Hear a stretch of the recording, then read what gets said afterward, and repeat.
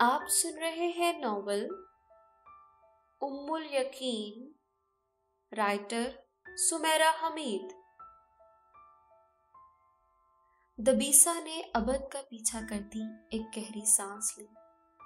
دانا عورت کی آواز وہاں موجود ہر ذی روح کی سماعت تک پہنچ چکی تھی۔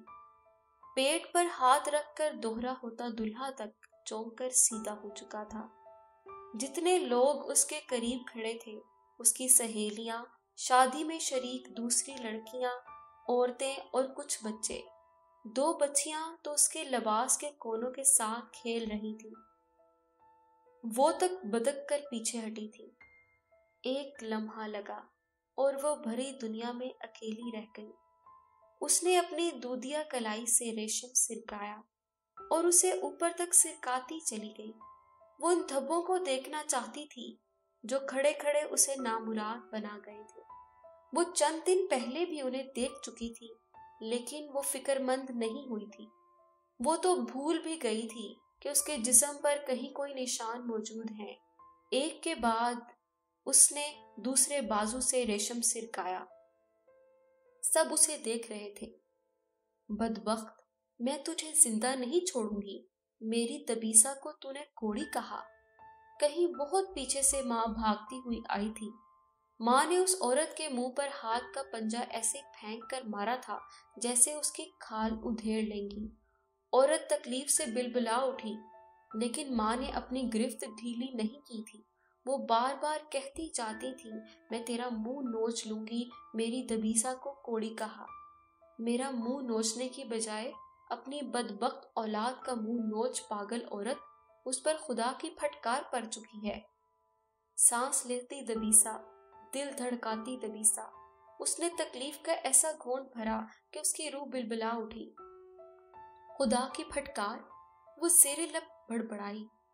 بت بن کر کھڑی تھی نا، کھڑی نہیں رہ سکی، گرنے لگی تھی۔ سہارے کے لیے کوئی آگے بھی نہیں آیا تھا۔ گرنے سے بچاؤ کی تلاش میں سرگرداں، ہاتھ روشنی کے الاؤ سے ٹکرایا۔ آگ نے اس کے ریشم پر اپنی چنگاری چھوڑی اور بجھ گئی۔ ریشم بچ گیا، وہ ساری کی ساری جل گئی۔ اس پر خدا کی لعنت پڑ چکی ہے، لعنتی ہے یہ۔ دبیسا نے یہ لفظ بہت بار سنے تھے، آج پہلی بار اپنے لیے سنے تھے۔ بدنصیب عورت، کیسی اولاد پیدا کی ہے تو نے، جس نے خدا کے عذاب کو دعوت دے دی۔ کوڑی ہو چکی ہے یہ، فرشتے اس پر لعنتیں بھیج رہے ہیں، خدا اسے غلاظت کا ڈھیر بنا چکا ہے۔ دور ہو جاؤ، سب اس سے دور ہو جاؤ، کہیں تم بھی خدا کے عذاب کے مستحق نہ ٹھہرائے جاؤ۔ اس پر بھیجی جانے والی لعنت کے چھینٹے ہم پر بھی نہ پڑ جائیں۔ اس کے ناپاک جسم، گندی روح کا خمیازہ تم سب کی جانوں پر بھی نہ آ جائے۔ دانا عورت اپنی دانائی پھیلا رہی تھی، جو پہلے ہی اس سے دور ہو چکی تھی۔ وہ منہ پر ہاتھ رکھ کر اور دور ہونے لگی تھی۔ خولا اور دورین، وہ سسک رہی تھی اور منہ ڈھانپ رہی تھی۔ اس نے گردن گھما کر دیکھا، وہ اس سے دور دور بہت دور ہوتی جا رہی تھی۔ اس کی آنکھیں ایک دم سے نم ہو گئیں۔ وہ کبھی روئی نہیں تھی، لیکن اب اس کا جی چاہا کہ اتنا روئے کہ سارے جہاں کو اپنے آنسوؤں میں بہا دے۔ لوگوں کے پیچھے ہٹتے قدموں نے اس کے دل کو دلدل بنا دیا، اس کی سہیلیاں بھی۔ وہ کیوں؟ آخر وہ کیوں؟ توبہ توبہ، دیکھ لو سب اسے، یہ لڑکی تم پر عذاب لانے والی ہے۔ میری آنکھیں دھوکہ نہیں کھا سکتی۔ مجھے یہ شہر اس بدبخت کی وجہ سے تباہ ہوتا دکھائی دے رہا ہے۔ اس سیاہ کار کے گناہ کا عذاب بہت جلد اس شہر پر کالی آندھی بن کر ہر جان پر بھاری پڑنے والا ہے۔ سب مل کر توبہ کرو۔ اگر تم نے توبہ نہ کی تو ایک ایک کر کے تم سب کوڑی ہونے لگو گے۔ اپنے گناہوں کے لیے رو، گڑ گڑاؤ اور کوڑ سے پناہ مانگو۔ اس کے گناہ کا خدائی قہر ہم سب کے سروں پر منڈلانے لگا ہے۔ اے خدا، ہمیں اپنی پناہ میں رکھ۔ اے خدا، اے خدا، اے خدا۔ دبیسا زیر دل پکار رہی تھی۔ ماँ اپنے ہوش کھو رہی تھی۔ بچوں میں کھیلتا اس کا بھائی وہ اپنا کھیل چھوڑ کر ماں کا پلو کھینچ کھینچ کر پوچھ رہا تھا، ماں ہماری دبیسا کوڑی ہو گئی، ماں ماں کیا ہماری دبیسا ماں؟ سفید ریشم ہوا میں پھڑ پھڑا رہا تھا۔ ماں سے جواب نہ پا کر وہ اس کی طرف آیا۔ دبیسا دبیسا، وہ رونے لگا تھا، اس کا ہاتھ کھینچ رہا تھا۔ اس نے اپنا کوڑ ہاتھ بھائی سے الگ کیا۔ وہ اپنے ہاتھوں سے اس کے گیلے گال پونچھنا چاہتی تھی، جھک کر اس کا منہ چومنا چاہتی تھی، لیکن اب وہ یہ نہیں کر سکتی تھی، کیونکہ اب تو وہ کوڑی ہو چکی تھی، کیونکہ اب وہ صرف دبیسا نہیں رہی تھی۔ دبیسا بولو نا والد کی جان، بولو نا، وہ سسک رہا تھا۔ والد کی جان اب ان کی جان لینے والی تھی۔ دبیسا میری پیاری دبیسا، اس کا رونا کتنی جلدی ہچکیوں میں بدل چکا تھا۔ بیچارہ کوڑ سے کیسا خوف زدہ تھا۔ ہاں میں کوڑی ہو چکی ہوں۔ سارا شہر جو کبھی اس کی جرات کا گواہ رہا تھا، اس وقت اس کی بزدلی کا گواہ ہوا تھا۔ اس کی کپکپاتی آواز نے اس کا پول کھول کر رکھ دیا تھا۔ اس کے چٹان حوصلے مسمار ہونے لگے تھے۔ وہ کوڑیوں کا انجام دیکھ چکی تھی کہ زندہ انسان زندہ لاشیں کیسے بنتے ہیں، ان پر دنیا جہان کی پھٹکار کیسے پڑتی ہے۔ دبیسا دبیسا، وہ اس سے کہنا چاہتا تھا کہ ایسا نہیں ہو سکتا تھا، وہ تو دبیسا ہے، وہ کوڑی کیسے ہو سکتی ہے، وہ اس کی بہن ہے، والد کی لاڈلی ہے، حسن کی دیوی ہے، وادی کا پرندہ ہے، زمین کا پھول ہے، وہ کیسے؟ لیکن اس کے پاس الفاظ نہیں تھے، وہ اس کے نام کی تکرار کیے جا رہا تھا۔ پھر وہ اس سے لپٹ گیا۔ وہ چھوٹا تھا لیکن کوڑ اور کوڑی کے نصیب سے اچھی طرح واقف تھا۔ وہ رو رہا تھا کہ شاید یہ نصیب بدل جائے، اس کی دبیسا کوڑی نہ رہے۔ دونوں بازو اس کے گرد لپیٹ کر وہ یہ تسلی کر رہا تھا کہ اس کی دبیسا کہیں جانے والی نہیں، کہیں نہیں۔ گھاٹیوں پر خدا کا قہر برسے، آسمان کی بجلی گرے، اس کی دبیسا وہاں کیوں جائے؟ زمین دلدل ہو اور گھاٹیاں اس میں غرق ہوں، اس کی دبیسا۔ دبیسا نے اسے خود سے الگ کیا اور کہا کہ وہ ماں کو سہارا دے اور گھر لے جائے، لیکن اس نے سنا ہی نہیں تھا۔ وہ پھر سے پھوٹ پھوٹ کر رونے لگا، ہتھیلی سے اپنی آنکھیں رگڑتا جا رہا تھا، شدت سے ہچکیاں بھرتا جا رہا تھا۔ اس نے ماں کو سہارا دے کر کھڑا کرنے کی بجائے شادی کے گھر سے دور بھاگ جانا چاہا، والد کے پاس۔ بابا ہماری دبیسا، وہ ہماری دبیسا۔ شہر کی گلیوں میں بھاگتے، باپ کو پکارتے، دبیسا پر ٹوٹنے والی قیامت کی خبر دیتے، وہ اپنے غم کی دہائیاں دیتا سرپٹ بھاگتا جا رہا تھا۔ وہ والد کو یہ خبر دینے جا رہا تھا کہ ایک ساتھ سارا خاندان مرنے والا ہے۔ موت ان کے گھر کی دہلیز پر ایسے کھڑی ہے کہ جنہیں ساتھ لے جائے گی وہ بھی بد نصیب ہوں گے، اور جنہیں پیچھے چھوڑ جائے گی وہ بھی۔ اس رات سارے شہر نے ہماری دبیسا کی پکار سنی تھی۔ اس رات سارا آسمان گواہ بنا تھا کہ جب وہ زمین والوں پر گرتا ہے تو کیسا محشر برپا ہوتا ہے۔ اس رات زمین نے اپنی جڑیں کھوکھلی کر کے جانا کہ جب وہ خود کو تنگ کرتی ہے تو زمین والوں پر کیا گزرتی ہے۔ شادی کی تقریب میں یونانی حسن کی دیوی دبیسا کھڑے کھڑے کوڑی ہو چکی تھی۔ اسے کوڑ نہیں ہے، اس عورت کو غلط فہمی ہوئی ہے۔ والد کے لہجے میں ایسی تندی اور سختی تھی کہ شہر کے معززین نے سہم کر پہلو بدلے تھے۔ وہ خائف ضرور ہوئے تھے لیکن ارادے کے پکے تھے۔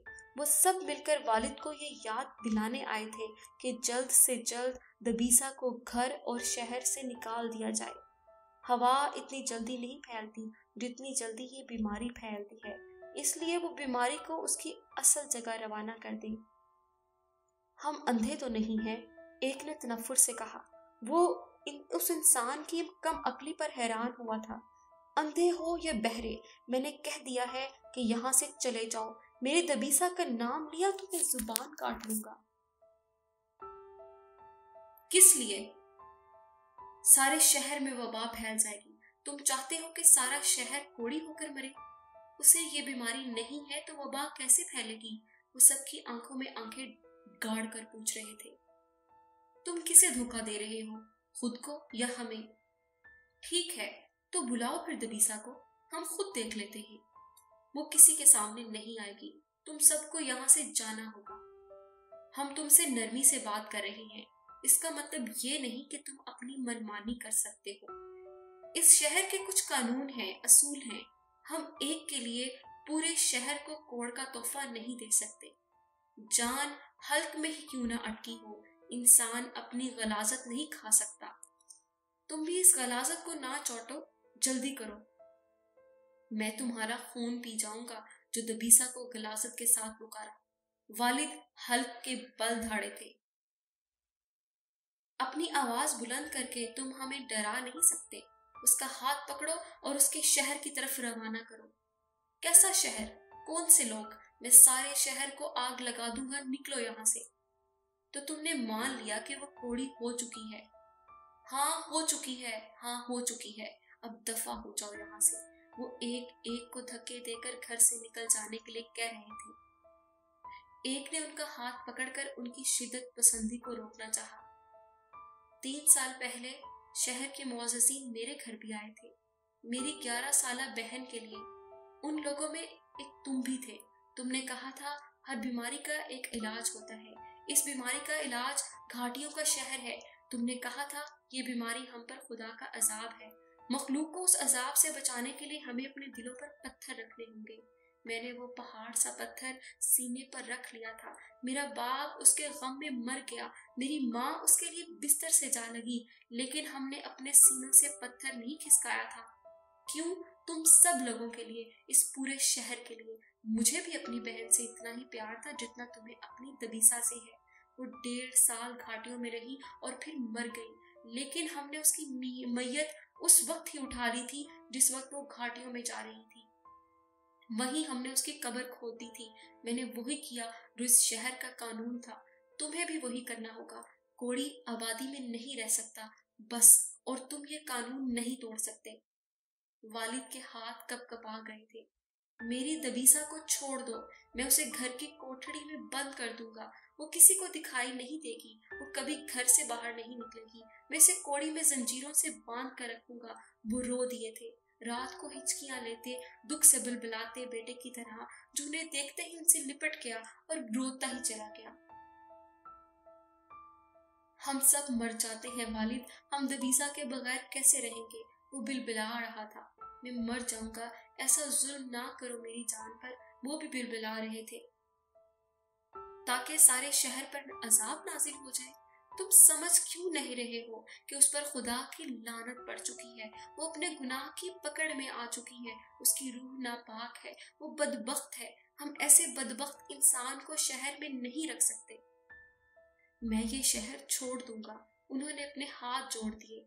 تمہیں کوئی اپنے شہر کی حدود میں گھسنے نہیں دے گا۔ اپنے لیے زندگی کو پہاڑ نہ بناؤ، جو کہا ہے وہ کرو۔ ٹھیک ہے تم باپ ہو، لیکن یہ تو سوچو جب خدا نے ہی اس پر لعنت بھیج دی تو تمہارا دل کیوں پگھلا جا رہا ہے؟ یاد رکھو کہ خدا اپنے بندوں سے بہت پیار کرتا ہے، لیکن جب وہ کسی پر بدبختی بھیجتا ہے تو وہ انسان اسی بدبختی کا مستحق ہوتا ہے۔ کوڑ ہی خدا کی بدبختی کی نشانی ہے، عذاب ہے یہ اس کا۔ تمہیں ایسے بدبخت انسان سے دل نہیں لگانا چاہیے۔ توبہ کرو، خدا سے اپنے گناہوں کی معافی مانگو کہ وہ تمہیں معاف کر دے، جو ایسی گناہگار بیٹی کے باپ بنے ہو۔ بکواس بند کرو اپنی، میں تمہارا منہ توڑ دوں گا۔ وہ چلا اٹھے تھے، گھر کی چیزیں اٹھا اٹھا کر ان پر پھینکنے لگے تھے۔ وہ اوٹ میں کھڑی سب دیکھ اور سن رہی تھی۔ والد دیوانے ہو چکے تھے۔ ماں کی کل رات سے عجیب حالت تھی، ایسا لگتا تھا جیسے وہ بحر مردار میں اپنی سانسوں کی ڈور ڈھونڈتی پھرتی ہو۔ گھر میں 2 بیمار، والد اور والدہ، اور ایک روگی دبیسا موجود تھے، لیکن ان بیماروں کی بیمار پرسی کے لیے کوئی نہیں آیا تھا۔ یہ وہ بیماری تھی جس کی بیمار پرسی کرنے والے کو بھی بدبخت سمجھا جاتا ہے۔ ایسی دہلیز بھی پار نہیں کی جا سکتی کہ جہاں کوئی کوڑی رہتا ہو۔ اس کی سہیلیاں تک نہیں آئی تھی۔ آس پاس کے ہمسائے اپنے گھر بار چھوڑ کر چلے گئے تھے۔ جب تک دبیسا گھاٹیوں میں نہیں چلی جاتی تھی وہ اپنے گھروں میں واپس آنے والے نہیں تھے۔ کل سورج غروب ہوا تو سب کچھ ٹھیک تھا۔ آج کا سورج طلوع ہونے سے پہلے سب کچھ ختم ہو چکا تھا۔ اس کی خوش قسمتی بدبختی میں بدل چکی تھی۔ اس کا حسن کری ہو چکا تھا، نام کوڑی اور وجود لانتی۔ رات کے 3 پہر ہی بیتے تھے کہ سارا شہر جو اس کے حسن کے گن گاتا تھا اس کے گناہ پر گالیاں دے رہا تھا۔ اس کی شرارتوں سے محسوس ہوتا تھا وہی شہر اس کی موجودگی سے غیر محفوظ ہونے لگا۔ جو مرد اسے عقل و شعور کی دیوی کا لقب دیتے تھے وہ مرد اب اسے گناہوں کی پوٹلی کہہ رہے تھے۔ لڑکیاں اس کے جرأت پر فدا تھیں، وہی لڑکیاں اس کے سائے سے بچ کر دور کھڑی تھیں۔ کوڑ کے سمندر میں ہر تعلق ریت تھا، ہر رشتہ بے بس تھا، ہر خوبی بدبختی تھی۔ ایک لمحہ لگا اور سب ختم ہو گیا۔ دنیا کی کوئی طاقت اس کے کام نہیں آ سکی تھی۔ جب باپ کا اختیار، ماں کا پیار ہی نہیں کسی کام کا رہا تھا تو باقی دنیا کی کیا حیثیت تھی؟ اسے کوئی نہیں بچا سکتا تھا تو پھر کون بچا سکتا تھا؟ اصل طاقتور کون تھا؟ کس کے پاس تھا ہر جان کی تقدیر کا اختیار؟ والد اتنا رو چکے تھے کہ وہ ان کی طرف دیکھتی تھی تو اسے اپنے گناہ گار ہونے کا یقین ہو جاتا تھا۔ وہ جو والد کی آنکھوں کی ٹھنڈک تھی ان کے لیے انگارہ بن چکی تھی۔ گھر کی ایسی حالت تھی جیسے وہاں ایک ساتھ کئی لوگ مر چکے ہوں، ان کی میتیں کھلی پڑی ہوں اور کوئی دفنانے کی ہمت نہ کرتا ہو۔ میں آج رات تمہیں یہاں سے لے کر نکل جاؤں گا، ہم کہیں اور جا کر رہیں گے، اس کے ہاتھ چومتے ہوئے وہ کہہ رہے تھے۔ اور ماں، تمہاری ماں کمزور نہیں ہے، وہ اکیلی رہ سکتی ہے، ہم ویرانوں میں رہ لیں گے دبیسا، لیکن یہاں نہیں رہیں گے۔ ویرانوں میں ہی رہنا ہے تو والد مجھے وہاں جانے دے جہاں۔ تمہیں اپنے والد کی جان کی قسم دبیسا، تمہیں میری قسم ہے، میری آنکھوں کے نور، وہ روتے روتے کتنا ہلکان ہو چکے تھے۔ یہ نہ کہنا، کبھی نہ کہنا، میں کیسے سہوں گا، ہم یہاں سے چلے جائیں گے۔ میں تمہارے لیے کوڑی کا لفظ نہیں سن سکتا۔ میرا جی چاہتا ہے میں اپنے کانوں میں سیسا انڈیل لوں۔ اپنے باپ پر رحم کرو دبیسا، ضد نہ کرنا، بس میں جو کہوں وہ کر لینا۔ آپ خود کو ہلکان کر رہے ہیں والد، مجھے اب اس زمین پر کہیں پناہ نہیں ملے گی، پھر میں تمہارے لیے آسمانوں میں پناہ ڈھونڈ لوں گا۔ باپ کی ایسی بات نے دبیسا کا دل کاٹ کر رکھ دیا تھا۔ میرے ساتھ رہ کر بھی آپ اس بیماری سے نہیں بچ سکیں گے۔ تمہارا باپ اس بیماری سے ڈرے گا؟ جو خوف تھا وہ تو پورا ہو گیا، اب اس بیماری سے کیا ڈرنا دبیسا؟ پھر اس بیماری کے نصیب سے بھی نہ ڈرے والد۔ میں لعنت کی مستحق تھی، مجھے لعنت مل گئی، میں جہاں بھی گئی میرے ساتھ یہی ہوگا، مجھے بدبخت کہا جائے گا، خدائی عذاب کا توق سمجھا جائے گا، مجھے پتھر مارے جائیں گے۔ میری پیشانی دیکھیں، اس پر روشن چاند گرہن کھا چکا ہے، میری آنکھیں دیکھیں، یہ اپنا نصیب پڑ چکی ہیں۔ آپ جانتے ہیں کہ لوگ خدا سے محبت کرنا تو چھوڑ سکتے ہیں لیکن کوڑی سے نفرت کرنا نہیں۔ جسے خدا دھتکار دے اسے دنیا بھی ضرور ہی دھتکارتی ہے۔ ضد نہ کریں، اپنے حصے کی بدبختی مجھے بھگت لینے دیں۔ خدا میری دبیسا پر لعنت کیسے بھیج سکتا ہے؟ وہ بچوں کی طرح پھوٹ پھوٹ کر رو رہے تھے۔ یہ تو ظلم ہے۔ وہ اپنے باپ کو دیکھ رہی تھی، اس نے بڑھ کر باپ کے آنسو نہیں پوچھے تھے، ان کے ہاتھ کی پشت کو نہیں چوما تھا۔ اس نے دنیا کو خود سے دور کرنے کی ابتدا اپنے باپ سے کی تھی، اس نے ان سے فاصلہ رکھ لیا تھا، وہ اپنی بیماری کی حد کو پہچان چکی تھی۔ دروازہ کھول لعنتی کے باپ، دروازہ کھول۔ گھر کے باہر شور اٹھا تھا، شام گہری تھی، رات ہونے ہی والی تھی۔ ماں بیچاری نے گھر میں روشنی بھی نہیں کی تھی، ان میں اتنی سکت نہیں رہی تھی کہ اٹھ کر اپنے شوہر کے آنسو ہی پوچھ دیتی تو پھر روشنی کا انتظام کیسے کرتی؟ ان کا تو بس یہی جی چاہتا تھا کہ بستر پر پڑے پڑے مر جائیں، آنکھیں بند کرے تو دوبارہ کھول نہ سکے۔ کیا لینے آئے ہو یہاں؟ وہ دروازے کے سوراخوں سے باہر دیکھ رہے تھے۔ وہاں ایک جہاں کھڑا تھا۔ بہت سن لی ہم نے تمہاری، نکالو اسے باہر اور خود بھی نکلو، دفع ہو جاؤ یہاں سے۔ اپنی بدنصیبی میں ہمیں کیوں گھسیٹ رہے ہو؟ شہر پر عذاب آنے والا ہے، ہم نے اپنے رب کے حکم عدولی کی ہے۔ شہر میں آگ لگنا شروع ہو چکی ہے۔ سیدت کا گھر شولوں سے بھٹک رہا ہے، اس کا نومولود جھلس گیا ہے، بیوی جلتے جلتے بچی ہے، ہم نے ایک سیاہ کار کو پناہ دے رکھی ہے، سارا شہر جل کر راکھ ہو جائے گا۔ جس سے خدا بیزار ہو چکا ہے، ہم اس سے لگاؤ نہیں رکھ سکتے۔ پاگل انسان، اپنی دوسری آل اولاد کے بارے میں سوچ، تو چاہتا ہے کہ ان سب پر بھی عذاب آئے۔ اپنی مصیبتوں کا الزام تم میری بیٹی پر کیسے لگا سکتے ہو کم عقلو؟ والد سسکتی ہے۔ دروازہ کھول دو ورنہ ہم توڑ دیں گے۔ تمہارا بہت لحاظ کیا ہے ہم نے، رات تک ہم پر نہ جانے کتنی اور مصیبتیں آ چکی ہوں گی۔ ہم خدا کو اور ناراض نہیں کر سکتے۔ خدا کی زیادہ فکر کرنے والے ہی اسے زیادہ ناراض کر دینے والے ہیں۔ باپ کے دل پر وار کر کے تم خدا کو راضی نہیں کر سکتے۔ خدا کی زیادہ فکر کرنے والے ہی اسے زیادہ ناراض کر دینے والے ہیں۔ باپ کے دل پر وار کر کے تم خدا کو راضی نہیں کر سکتے۔ توڑ دو دروازہ، میں اسے کھول کر اپنی بیٹی کو تمہارے حوالے نہیں کروں گا۔ وہ لپک کر دبیسا کے قریب آئے۔ دروازے پر دھکے پڑنے لگے تھے۔ بستر سے نکل کر گرتی پڑتی ماں یہ منظر دیکھ کر پھوٹ پھوٹ کر رونے لگی تھی۔ اسے رونے کے سوا کوئی چارہ ہی نہیں دکھائی دیتا تھا۔ وہ اتنی بے بس تھی کہ خود کو جھوٹی تسلی بھی نہیں دے سکتی تھی۔ والد جلدی جلدی چند ضروری چیزیں سمیٹ رہے تھے۔ وہ اسے اپنے ساتھ شہر سے باہر لے جانا چاہتے تھے۔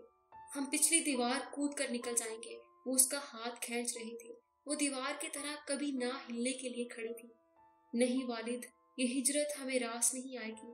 مجھے وہ نصیب بھگتنا ہوگا جو شہر کے دوسرے کوڑی بھگت رہے ہیں۔ اپنی زبان کاٹ لو دبیسا، میرے سامنے خود کو کوڑی نہ کہو۔ افسوس والد، ماں باپ کی زبان بندیاں بھی اولاد کا نصیب نہیں بدل سکتی۔